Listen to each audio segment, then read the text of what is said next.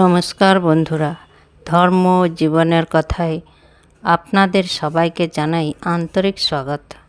রাখি পূর্ণিমা শুধু ভাইয়ের হাতে রাখি পরিয়ে দেওয়ার দিন নয়, এই দিনটি ভাই বোনের ভালোবাসা, বিশ্বাস এবং সারা জীবনের একে অপরের পাশে থাকার পবিত্র বন্ধনের প্রতীক।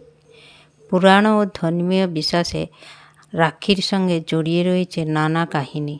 কথিত আছে, দেবরাজ ইন্দ্র যখন অসুরের সঙ্গে যুদ্ধে বিপদের মধ্যে পড়েছিলেন, তখন তার স্ত্রী শচী দেবরাজ ইন্দ্রের হাতে পবিত্র রক্ষাসূত্র বেঁধে দিয়েছিলেন। সেই রক্ষাসূত্রকে আশীর্বাদ ও সুরক্ষার প্রতীক হিসাবেই মনে করা হয়।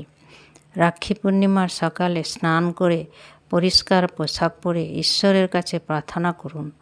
এরপর ভাইয়ের কপালে চন্দনের তিলক দিয়ে মিষ্টি খাইয়ে এবং ডান হাতে রাখি বেঁধে দিন। ভাই বোন দুজনেই একে অপরের সুস্বাস্থ্য ও দীর্ঘ জীবনের জন্য প্রার্থনা করুন। তবে মনে রাখবেন, রাখির আসল অর্থ কোনো দামি উপহার নয়।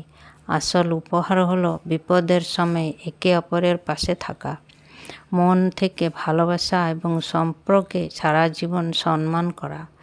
এই পবিত্র পূর্ণিমার সকল ভাই বোনের সম্পর্ক ভালোবাসা ও বিশ্বাসে আরও গভীর হয়ে উঠুক, এই প্রার্থনাই করি। আপনাদের জীবনে সুখ, শান্তি ও সমৃদ্ধি আসুক।